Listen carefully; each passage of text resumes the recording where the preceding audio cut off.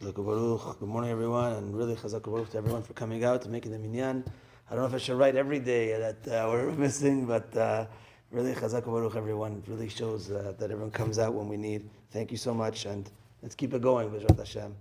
So we're continuing the halachot of Chanukah, and I'm reading here from the Sefer Yakut Yosef, Rabbi Yitzchak Yosef, based on the Pesukim, of course, of Rabbi Ovadia Yosef. And we know that Chanukah, of course, is a very, very important mitzvah. And it's an important mitzvah not just for yourself, but what's called Pesukim Nisa, to lefarsem the nes, to show off the miracle so that others could see in the street and they could be reminded of the miracle as well. And therefore, the Chachamim tell us that it's so important. I was speaking to Oren about this yesterday. It's so important that even if a person, God forbid, is in a poverty level that he can't afford the candles, he has to sell the shirt off his back for the candles. Unbelievable.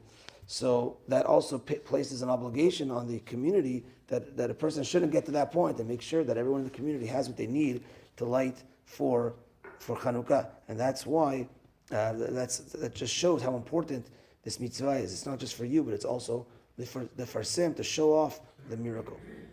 Now, women are also obligated in Ner Chanukah if they are, God forbid, they're living alone or for whatever reason. Meaning, according to Sfaradim, there's one menorah per home, as opposed to the Ashkenazim, where they have one menorah per person.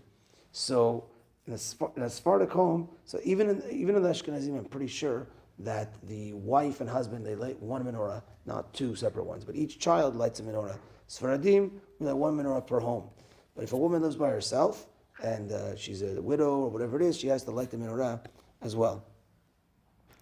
Now, the one menorah per home is therefore, even if your son is studying somewhere and he's not home at the moment or whatever it is, they fulfill the mitzvah with the father's lighting at home. He has in mind all of his children, he has in mind his whole family, and then he doesn't need to light wherever he is.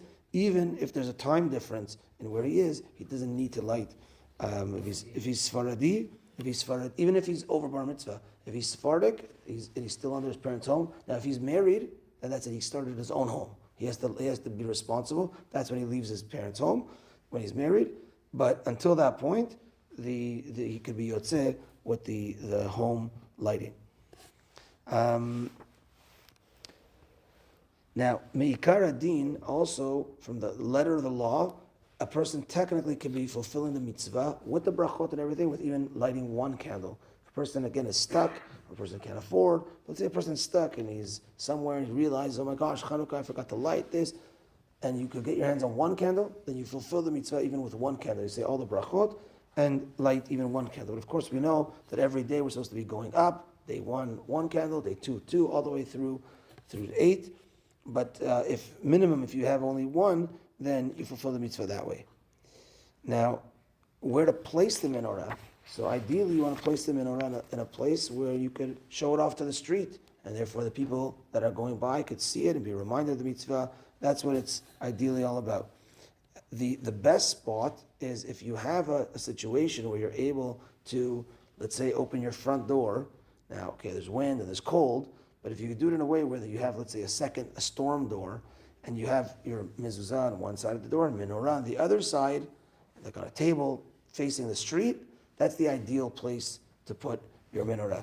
If, let's say, you don't have that situation, then a menorah facing the street.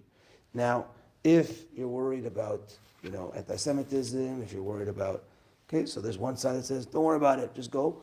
But if, let's say, it's a real concern, and the truth is that Ramah speaks about this in Europe, where the custom was light it on the table. They didn't light it by the window because it was tough times. So are we in those times? We're not in those times. Everyone, use their judgment, use the neighborhood they live in. Hopefully live in a good Jewish neighborhood. But ideally, again, place it out in front of the window so that people could see. And if not, for whatever reason, you could light it on your table and you're still yotzeh that way. Last halacha is if, let's say, you're not at home and over the Chag. So we said it's supposed to be Chanukah, one menorah in the house for the entire family, but you're not home. And let's say nobody's home. So there's a big question. Let's say the husband's away and the wife is at home.